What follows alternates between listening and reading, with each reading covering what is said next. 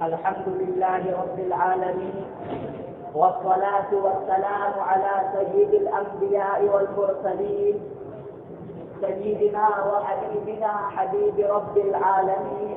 أما بعد، فقد قال الله تبارك وتعالى في القرآن المجيد والفرقان الحميد: أعوذ بالله من الشيطان الرجيم، بسم الله الرحمن الرحيم. إن صلاتي ونسكي ومحياي ومماتي لله رب العالمين لا شريك له وبذلك أمرت وأنا أول المسلمين. صدق الله العظيم. معزز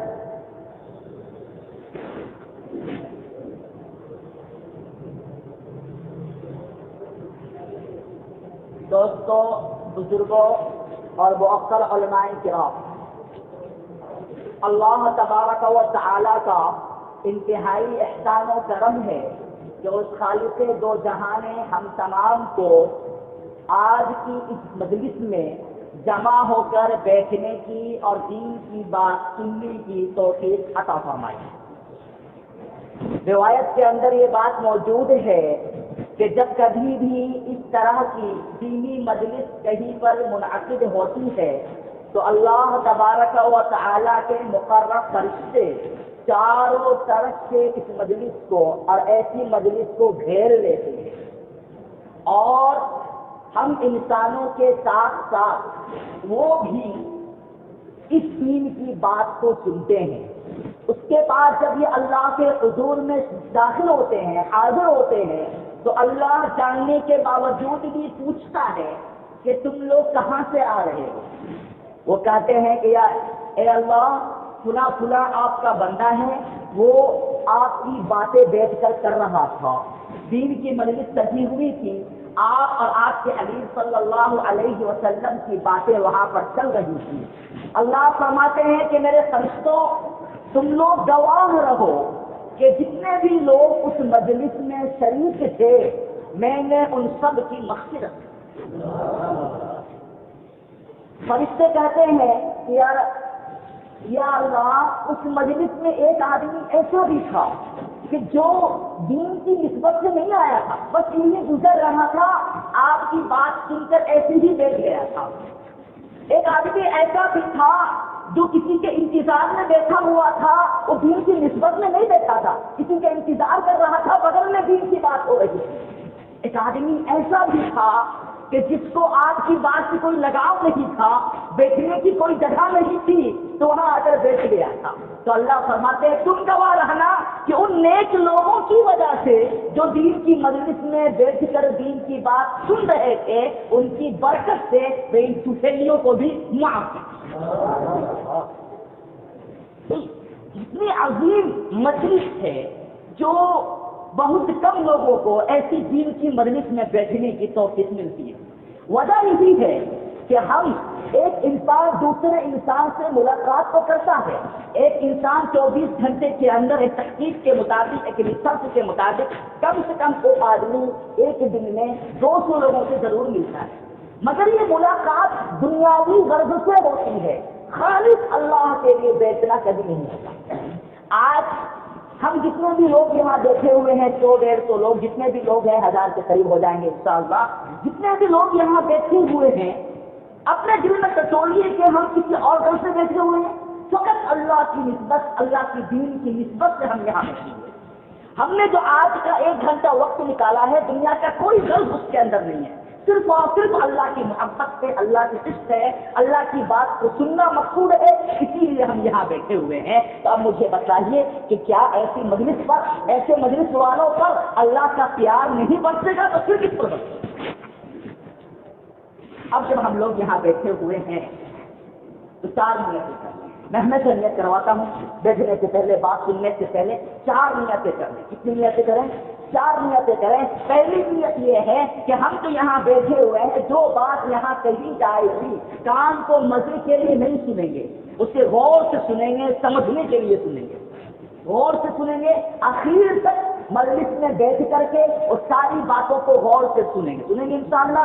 پہلی نیت یہ کرنی ہے. دوسری نیت یہ کرنی ہے کہ جو کچھ بھی ہم یہاں سنیں گے اس پر عمل ضرور کریں گے. جو کچھ بھی ہم یہاں سنیں اس پر عمل ہمیں ضرور کرنا ہے. 2 نیتیں ہو گئی. تیسری نیت ہمیں یہ کرنی ہے کہ مجلس جب ختم ہوگی تو مجلس ختم ہونے سے پہلے اللہ سے اپنے گناہوں کی معافی مانگ کے جائیں گے انشاءاللہ. یاد رکھیے کہ گناہوں کی معافی عمل کے بعد میں اللہ سے معافی مانگی جاتی ہے، عمل کرنے سے پہلے اللہ سے معافی نہیں مانگی جاتی. اللہ سے مدد طلب کیا جاتا ہے.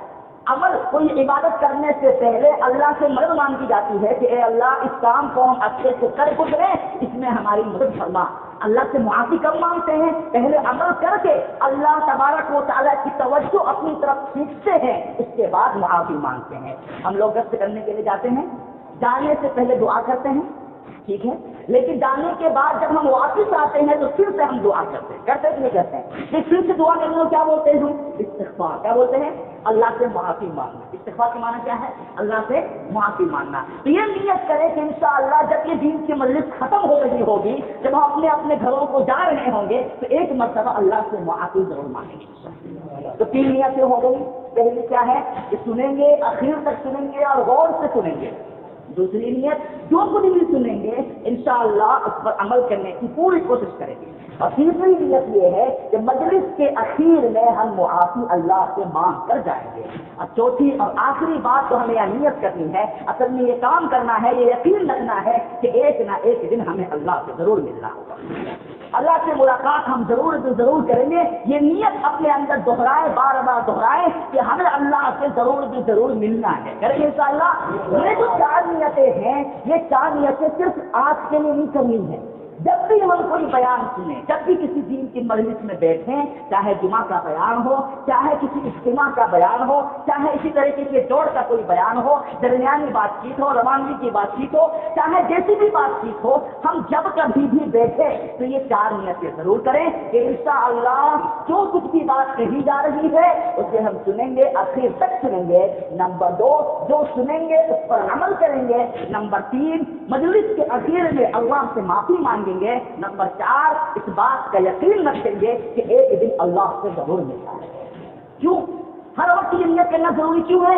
کیونکہ اللہ فرماتا ہے قالوا سمعنا واطعنا غفرانك ربنا واليك المصير. اللہ تبارک و تعالیٰ نیک لوگوں کی صفات بیان کرتے ہوئے فرماتے ہیں کہ نیک لوگ یوں کہتے ہیں سمعنا، اے اللہ ہم نے سن لیا، واطعنا ہم نے عمل کر لیا، اور یوں کہتے ہیں غفرانک، اے اللہ ہمیں معاف فرما، والیک المصیر اور تیرے ہی پاس ہمیں جانا ہے. تو یہ قرآن کا حکم ہے کہ جب بھی ہم کسی مجلس میں بیٹھیں تو یہ 4 نیتیں کریں گے انشاءاللہ. اب یاد رکھیے میرے محترم بزرگوں، دوستوں اور ساتھیوں کہ ہم جب کوئی گناہ کرتے ہیں، ہم انسان ہیں، کل بنی آدم خطاء. اللہ کے رسول صلی اللہ علیہ وسلم فرماتے ہیں کل بنی آدم خطاء. ہر انسان گنہگار ہے. کوئی انسان جو دعویٰ نہیں کر سکتا کہ وہ گناہوں سے پاک ہے. گناہوں سے پاک ذات صرف انبیاء کی ہوتی ہے. انبیاء علیہم الصلاۃ والسلام جو نبی ہوتے ہیں، رسول ہوتے ہیں، کوئی بھی گناہ کبھی بھی گناہ نہیں کرتے، وہ معصوم عن الخطا ہوتے ہیں. اللہ تبارک و تعالیٰ انہیں گناہوں سے بچائے رکھتا ہے. انبیاء کے علاوہ جتنے بھی انسان ہیں سب سے سب گنہگار ہیں. کیوں؟ حضور فرماتے کل بنی آدم خطاء وخیر الخطائین التوابون المطہرون کہ بہترین گنہگار وہ ہے جو گناہ کرنے کے بعد اللہ سے معافی مانگ لے. محترم بزرگوں اور دوستوں، ایک بات آپ کو یہ عرض کرنی ہے کہ اللہ کے رسول صلی اللہ علیہ وسلم نے جو یہ بات بیان کی کہ ہر انسان گنہگار ہے، یہ اس لیے بیان کی ہے کیونکہ انسان کی فطرت میں ہی گناہ لکھا ہوا ہے. انسان اس دنیا میں آیا ہے تو 2 صفتیں اس کے ساتھ ہیں، اچھائی اور برائی. 2 پلڑے کے درمیان، 2 ترازو کے درمیان وہ موجود ہے، اس کے اختیار میں ہے चाहे तो अच्छाई का इंतखाब करे, चाहे तो बुराई का इंतखाब करे। और आम तौर पर इंसान का जो झुकाव होता है वो बुराई की तरफ ज्यादा होता है अच्छाई के मुकाबले में। इसीलिए अल्लाह तबारक व तआला ने फरमाया कि कोई बात नहीं है, तुम गुनाह करते हो करो, गुनाह तुमसे हो जाए कोई बात नहीं है, मगर जब भी तुमको शर्मिंदगी महसूस हो वापिस तुम नेकी की तरफ आ जाओ, हमसे माफी मांग लो। अल्लाह के नबी फरमाते कुल्लु बनी आदम खत्ताउन व खैरुल खत्ताइन अत-तव्वाबून, कि बेहतरीन गुनहगार हुआ है जो माफी। जब हम कुरान पाक का हम मुताला करते हैं, पढ़ते हैं, तो पता चलता है कि अल्लाह तबारक व तआला ने चार निगरां, चार गवाह, चार सबूत हमारे खिलाफ तैयार कर रखे हैं। हम जब इंसान हैं, कोई भी इंसान, कोई भी बंदा जब कोई गुनाह करता है तो चार सबूत अपने खिलाफ अल्लाह के पास छोड़ देता है। चार सबूत, कितने? चार सबूत छोड़ता है। इसे याद रख लीजिए, इंशाअल्लाह ये काम जरूर आएगा। चार सबूत छोड़ता है। सबसे पहला सबूत ये जमीन है। ये जमीन है, इस पर हम चल रहे हैं, जो हमें लगता है कि ये जमीन हमारे कंट्रोल में है। ये जमीन हिलती नहीं है, जमीन बोलती नहीं है, जमीन हमें गुनाह करते हैं, हम इस जमीन में बंद कमरे के अंदर कपड़े उतार करके गुनाह करते हैं, जमीन कुछ बोलती नहीं है, हमें लगता है जमीन गूंगी है। लेकिन सही बात यह है कि कल क़यामत के रोज एक इंसान के खिलाफ सबसे बड़ा गवाह और सबसे पहला गवाह जो पेश किया जाएगा अल्लाह की तरफ से, वो ये जमीन है। अल्लाह फरमाता है यौमइज़ तुहद्दिसु अख़बारहा बिअन्ना रब्बका औहा लहा, कि याद करो उस वक्त को, कल क़यामत के रोज को, कि जब इंसान से अल्लाह पूछेगा तुमने कोई गुनाह किया है, इंसान डरा हुआ होगा, अल्लाह की हेबत जारी होगी, वो कहेगा अल्लाह नहीं मैंने नहीं किया। चुप।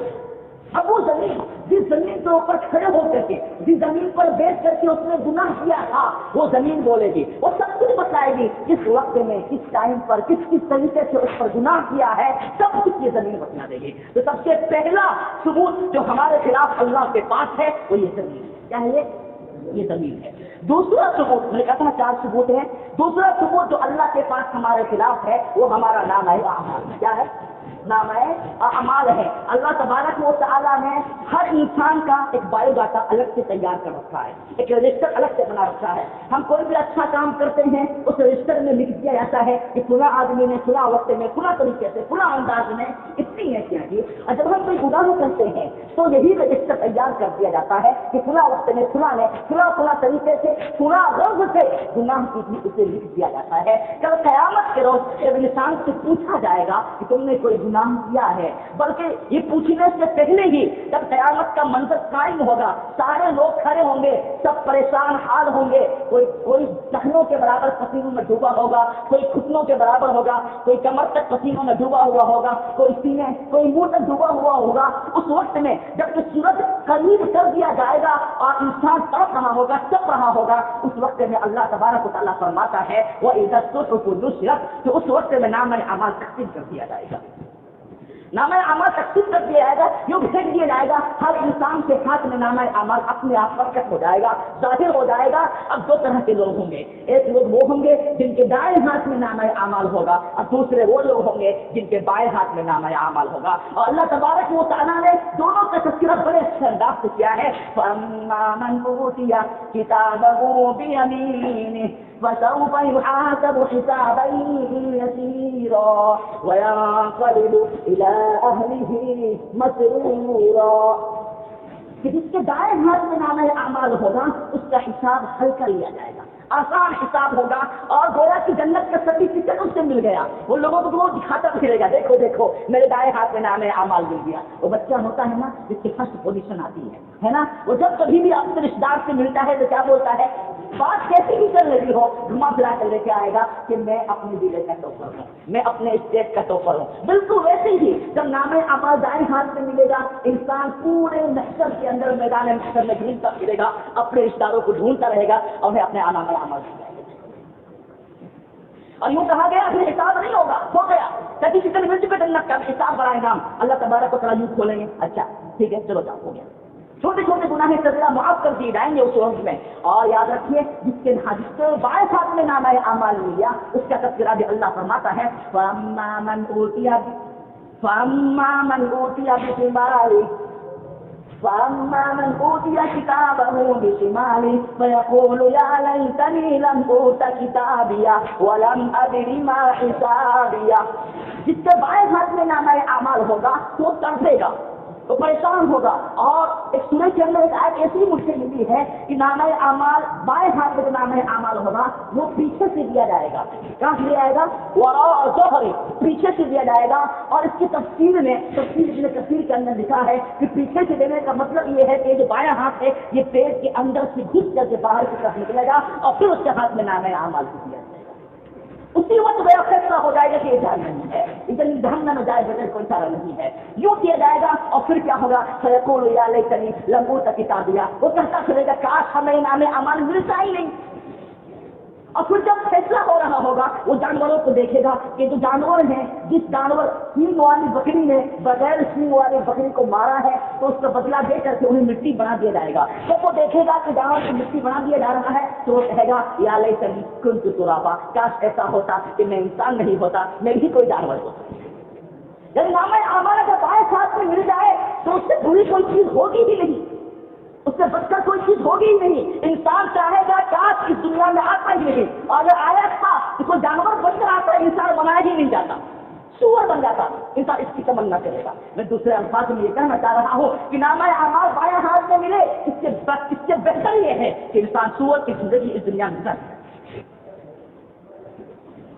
جب نامہ اعمال بائیں ہاتھ میں ملے گا، سورہ کہف ہے، سورہ کہف کے اندر ایک آیت آتی ہے، اللہ تبارک و تعالیٰ فرماتا ہے کہ لا یغادر صغیرۃ ولا کبیرۃ الا احصاها. تو دیکھیے گا جب نامہ اعمال ہم لوگ کھول کے دیکھیں گے نا تو ہم دنیا کے اندر کچھ ایسی باتیں ہیں جسے ہم گناہ سمجھتے ہی نہیں ہیں، ہم یوں ہی کر دیتے ہیں، یوں کسی کو بول دیتے ہیں، لیکن نامہ اعمال میں وہ بھی نوٹ کیا ہوا رہے گا. وہ بندہ دیکھے کہ اللہ میں تو یوں ہی کر دیا تھا، یوں ہی کر دیا تھا، مگر نامہ اعمال میں وہ بھی نوٹ ہوگا، وہ بھی لکھا ہوا ہوگا. تو دوسرا سب سے بڑا ثبوت جو اللہ تبارک و تعالیٰ ہمارے خلاف کر قیامت کے روز پیش کریں گے وہ کیا ہے؟ ہمارا نام ہے اعمال.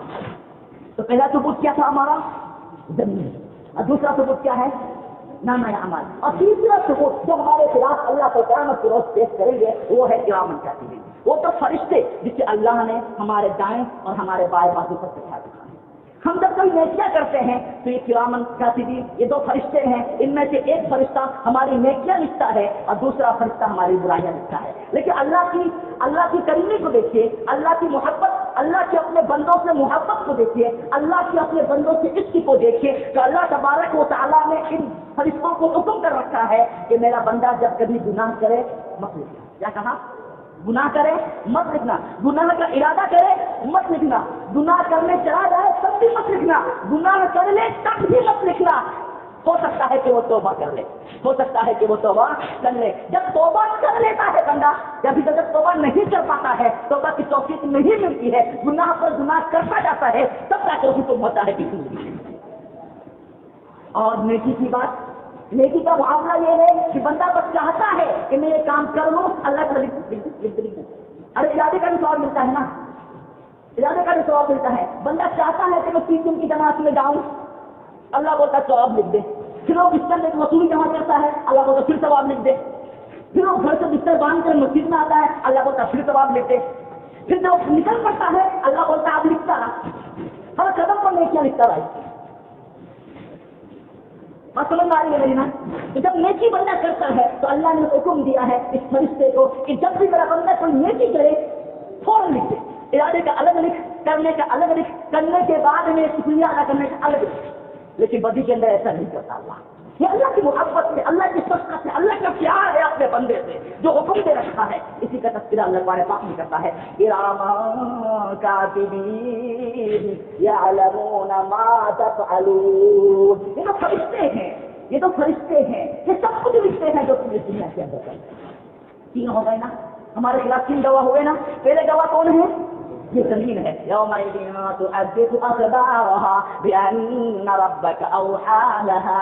دوسرا کون ہے بھائی؟ ہمارا نام ہے اعمال. فاما من اوتي كتابه بيمينه فيقول يا ليتني فسوف يحاسب حسابا يسيرا وينقلب الى اهله مسرورا. واما من اوتي كتابه بشماله فيقول يا ليتني لم اوت كتابيه. تیسرا کیا ہے؟ किरामन कातिबीन, किरामन कातिबीन यअलमून मा तफअलून। ये 3 हो गए। कितने हैं? 3 हैं। एक और गवाह है। ये गवाह सबसे खतरनाक है, सबसे डेंजरस गवाह यही है। इसे हम अपना समझते हैं, अपना सबसे करीबी समझते हैं, मगर सबसे बड़ा मुखालिफ कल क़यामत के दिन हमारा यही साबित होगा। कौन है पता है?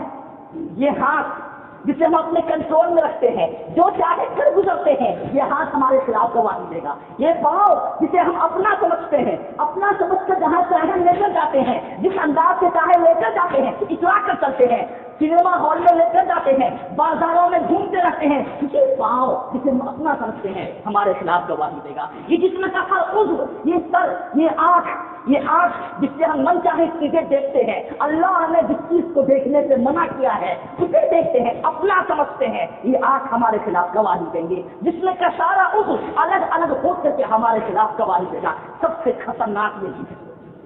क़यामत के रोज होगा, बंदा आएगा अल्लाह के हुज़ूर में पेश होगा, अल्लाह पूछेंगे तूने गुनाह किया था?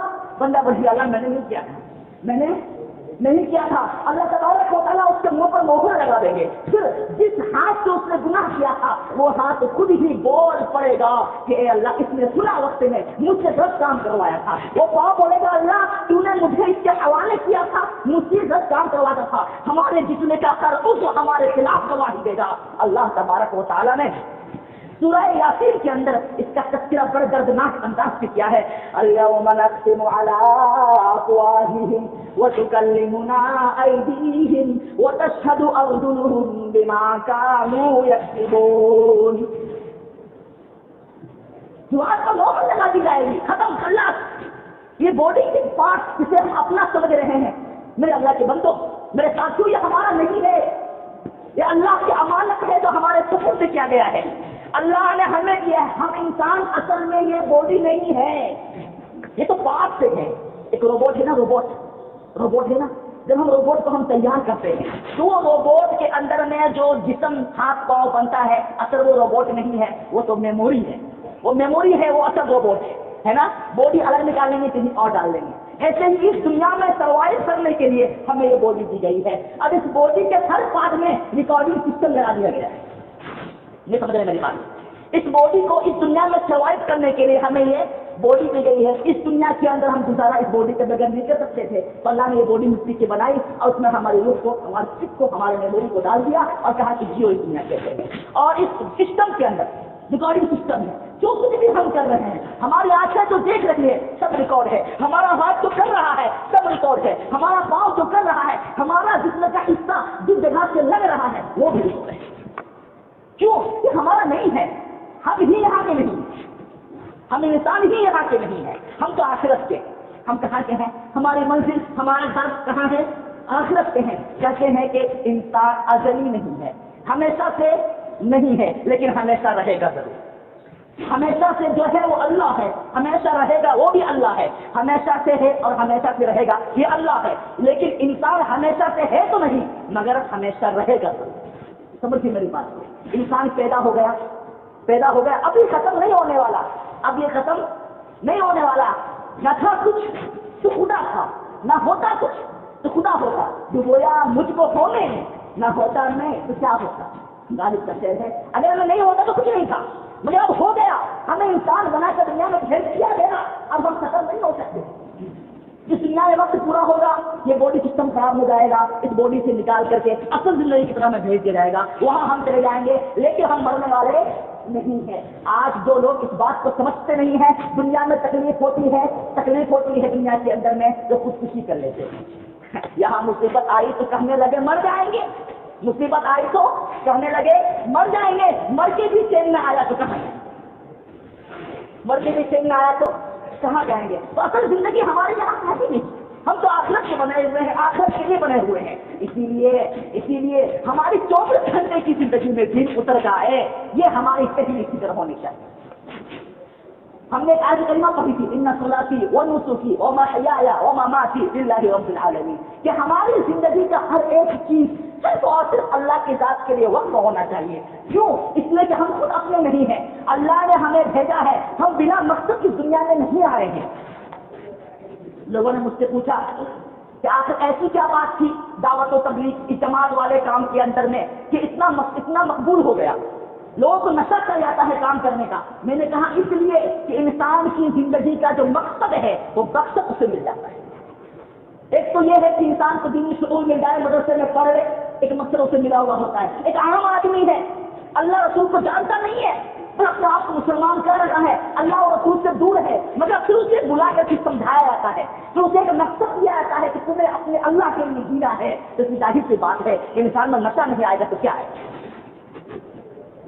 یہ زندگی کا مقصد ہمیں مل جاتا ہے، یہی مقبولیت کی وجہ ہے کہ ہم زندگی کا مقصد ہمیں مل گیا ہے یہاں پر۔ کیوں؟ اس لیے کہ اللہ تبارک و تعالیٰ صاف طور پر کہتا ہے کہ ہم نے اس دنیا میں انسان کو جینے کے لیے پیدا نہیں کیا، ایویں ہی زندگی گزار رہے ہیں، صبح ہو رہی ہے، شام ہو رہی ہے، یوں ہی زندگی تمام ہو رہی ہے۔ اس میں نہیں پیدا ہمیں، ہمارے ساتھ زندگی کا ایک مقصد وابستہ ہے، ہم یوں ہی خامخواہ دنیا میں پیدا نہیں ہوئے، ہمارے ساتھ اللہ تبارک و تعالیٰ ایک مقصد کو چپکا کر بھیجا ہے۔ وما خلقت الجن والانس الا لیعبدون۔ مقصد کیا ہے کہ اللہ نے ہمیں یہاں پیدا کیا ہے ہماری عبادت کے لیے، ہماری 24 گھنٹے کی زندگی عبادت بن جائے، ہماری 24 گھنٹے کی زندگی دعوت و تبلیغ کا ایک ذریعہ بن جائے، یہی مقصد ہے ہمارا۔ حضور سراپا تبلیغ تھے، تبلیغ کسی ایک شعبے کا نام نہیں ہے، حضور سراپا تبلیغ تھے، حضور جو کچھ بھی کرتے تھے سب کچھ تبلیغ تھا۔ ہماری 24 گھنٹے کی زندگی سراپا تبلیغ بن جائے، ہماری 24 گھنٹے کی زندگی ایسی گزرے۔ وہ ہے نا دوسری صفت ہماری، 6 نمبر ہے نا، دوسرا نمبر کیا ہے؟ نماز ہے نا۔ نماز سے کیا کہا جا رہا ہے؟ نماز سے یہی تو کہا جا رہا ہے کہ ہمارے 24 گھنٹے کی زندگی اللہ کے لیے ہو جائے، 24 گھنٹے کی زندگی میں صرف اور صرف اللہ ہمیں یاد آئے۔ میں کہتے ہیں نا کہ صبح ہوتی ہے، شام ہوتی ہے، سب کچھ ہم دکان پہ جائیں تو بھی اللہ کے لیے، دکان سے واپس آئیں تو بھی اللہ کے لیے، بلکہ ہم بیت الخلا میں جائیں تو بھی اللہ کے لیے، ہم اپنے بیوی کے ساتھ ہم بستری کریں تو بھی اللہ ہے۔ جی ہاں، وما خلقت الجن والانس الا لیعبدون، کہ اللہ نے ہمیں عبادت کے لیے پیدا کیا ہے، ہر وقت ہم عبادت میں ہیں۔ ویسے بھی داعی ہر وقت ڈیوٹی پر ہوتا ہے، داعی ہر وقت کیا ہوتا ہے؟ ڈیوٹی پر ہوتا ہے۔ داعی کا کام ہی یہی ہے کہ ہر وقت دوسروں کو بلائے۔ ہم نے اس سے پہلے بھی آپ سے کہا تھا کہ ہم جب دوسروں کو دعوت دیتے ہیں تو یہ نیت نہیں ہوتی کہ وہ یہاں آ جائے، نیت یہ ہوتی ہے کہ اس عمل پر ہم پختہ بن جائیں، ہے نا؟ ہم دوسرے کی اصلاح کریں، ہماری کیا اوقات ہے دوسرے کی اصلاح کریں؟ ہماری کیا اوقات ہے کہ ہم دوسروں کی ہدایت اور عمل پر لے کے آ جائیں؟ ہم خود عمل پر آ جائیں، یہی بڑی بات ہے۔ تو ہمارا دعوت دینا دنیا میں دین پھیلانے کے لیے نہیں ہوتا، ہمارا دعوت دینا اس لیے ہوتا ہے کہ ہم خود اس دین پر کھڑے ہو جائیں، اس دین کی مقصد، اس دین کی اہمیت، اس دین کا مقصد، اس دین کی اصل جڑ ہم پکڑ لیں اس کو، اللہ کی معرفت ہمیں آ جائے، یہ ہمارا اصل مقصد ہے۔ اور یاد رکھیے اللہ تبارک و تعالیٰ کی مقصد اللہ کی معرفت اس سے حاصل ہو جاتی ہے تو پھر وہ انسان کبھی بھی ہٹتا نہیں ہے، راہ راست سے دور نہیں ہو سکتا۔ اور سنیے اللہ تبارک و تعالیٰ دعوت دے رہا ہے، یا ایھا الانسان ما غرک بربک الکریم۔ ہم کہیں مسجد نہیں آتے، ہم دور چلے جاتے ہیں، اذان ہوتی ہے ہمارے کانوں میں، اذان کی آواز ہوتی ہے، اس کے باوجود بھی ہم مسجد کی طرف نہیں آتے ہیں تو اللہ گویا کہ ہم سے چاہتا ہے۔ بہت سارے جمیل صاحب فرماتے ہیں کہ اللہ یوں نہیں کہتا، گویا اللہ ہماری داڑھی پکڑ کر کہہ رہا ہے، یا ایھا الانسان، اے میرے انسان، اے انسان، ما غرک بربک الکریم، تجھے کس چیز سے دھوکے میں ڈالا ہے؟ کیوں تو مسجد نہیں آ رہا؟ تو مسجد کیوں نہیں آ رہا؟ اللہ کو دیکھ، اللہ نے خلق تھا، جس سے تجھ کو پیدا کیا، تو کیا تھا؟ کچھ نہیں تھا، ایک منی کا ٹکڑا، ایک ناپاک پانی تھا، تو کیا تھا؟ کچھ نہیں تھا۔ باپ کے جسم کے اندر ایک ناپاک پانی تھا، میں نے تجھے انسان بنایا، ماں کے پیٹ میں ڈالا، پھنسا ہوا تھا، تو تجھے شکل دی، تجھے برابر کیا، اس نے سوچ سمجھ دی کہ تجھے تیری زندگی ہم نے عطا کی، تو کیوں ہم سے دور بھاگ رہا ہے؟ اللہ ہمیں بلا رہا ہے، اللہ خود ہمیں دعوت دے رہا ہے، اللہ ہمارے انتظار میں بیٹھا ہوا ہے کہ کب ایسا ہو کہ ہم اللہ کے حضور میں آئے، اللہ کے سامنے روئے اور اللہ سے اپنا حصہ پختہ کریں۔ یہ 4 علامتیں، یہ 4 گواہ ہم نے آپ کو بتلائے نا، یہ 4 گواہ کیا ہے؟ وہ 4 گواہ، سب سے پہلے وہ زمین ہے، دوسرا کیا ہے؟ نامہ اعمال، تیسرا کیا ہے؟ کرامن کاتبین، چوتھا کیا ہے؟ ہماری باڈی، ہمارا جسم، یہ ہمارے خلاف گواہ ہے۔ روایت کے اندر ایک بات آتی ہے کہ ایک روز حضور صلی اللہ علیہ وسلم نے یہی بات صحابہ کرام سے بیان کی، اس سے میں نے بیان کیا آپ سے، یہ 4 گواہ بیان کر دیا۔ ایسے ہی اللہ کے رسول صلی اللہ علیہ وسلم نے صحابہ کرام کے سامنے میں یہی 4 باتیں بیان کی کہ تمہارے خلاف اللہ کے پاس یہ 4 گواہ ہیں۔ سارے صحابہ رونے لگے، اللہ تعالیٰ تمہارے سے بچیں گے کیسے؟ اللہ تمہارے سے دور کیسے جائیں گے؟ اللہ کے سامنے ہماری مقصد کیسے ہوگی؟ صحابہ تڑپ گئے کہ یا رسول اللہ ہم گناہ سے بچ نہیں سکتے، ہم چھپ بھی نہیں سکتے، کوئی گناہ ہمارا چھپ بھی نہیں سکتا، ہم کیا کریں گے؟ اللہ کے رسول صلی اللہ علیہ وسلم نے فرمایا گھبرانے کی ضرورت نہیں ہے۔ سارے صحابہ رونے لگ گئے، حضور بھی رونے لگ گئے، حضور بھی صحابہ رو رہے، حضور بھی رو رہے، صحابی جانتے کیا یا رسول اللہ کوئی حل نکالیے، کوئی حل بتلائیے، آخر ہم کرے تو کرے کیا؟ یہ جسم ہمارا ہے ہی نہیں، ہم جو کچھ کرتے ہیں انشور کر لیتا ہے، اور انسان کی فطرت کو گناہ کرنا ہے۔ اللہ کے رسول نے فرمایا کلو بنی آدم کرتا ہوں، ہم کرے تو کرے کیا؟ حضور نے فرمایا پریشان ہونے کی ضرورت نہیں ہے، بس جب کبھی بھی گناہ کرتے ہو جائے اللہ کے حضور میں آ کر کے آنسو بہا لینا۔ کیا فرمایا؟ اللہ کے حضور میں آ کر کے آنسو بہا لینا۔ اللہ سب سے بڑا ہے، اللہ ہر چیز پر قادر ہے، اللہ اس پر بھی قادر ہے کہ زمین سے تمہارے گناہ کو دھلوا دے، اللہ اس پر بھی قادر ہے کرامن کاتبین تمہارے گناہ بھول جائیں، اللہ اس پر بھی قادر ہے تمہارے ہاتھ پاؤں تمہارے گناہ کو بھول جائیں، اللہ اس پر بھی قادر ہے کہ نام اعمال سے تمہارے گناہ مٹا دیے جائیں۔ اور ایک کام کرنا ہے، اللہ کے سامنے حاضر ہو کر کے معافی مانگو، اللہ سے اپنا رشتہ بنا لینا ہے، اپنا رشتہ جوڑ لینا ہے، اللہ سے اپنا تعلق بنا لینا ہے۔ ہر کام میں، ہر مصیبت کے وقت میں، ہر پریشانی کے وقت میں سب سے پہلے اللہ کو یاد کریں گے انشاءاللہ۔ اسی اللہ کو یاد کرنے کے لیے، اسی اللہ تبارک و تعالیٰ سے اپنا رشتہ جوڑنے کے لیے ہر وقت ہمیں اللہ یاد آ جائے، اس کے لیے یہ 24 گھنٹے کی محنت، یہ 3 دن، یہ 4 مہینے، یہ سال، یہ 40 دن، یہ سب کچھ کیا ہے؟ یہ اصل مقصود یہ نہیں ہے، مقصود اللہ سے تعلق کو بنانا ہے، یہ اسی کی مشق ہے، یہ اسی کی مشق ہے۔ اگر کوئی آدمی اپنے اس ترکیب پر اتر جاتا ہے، اپنے اس ترکیب پر عمل کرنا شروع کر دیتا ہے، تو یاد رکھیے کہ اللہ تبارک و تعالیٰ اس کی برکت سے اس کی زندگی کو ایسا بنا دیتا ہے، اس کا تعلق اللہ سے بن جاتا ہے۔ ہر مصیبت کے وقت میں، ہر پریشانی کے وقت میں اسے صرف اور صرف اللہ یاد آتا ہے۔ تو کہیے اس کام میں کچھ بھی ساتھ دیں گے انشاءاللہ۔ سب سے پہلے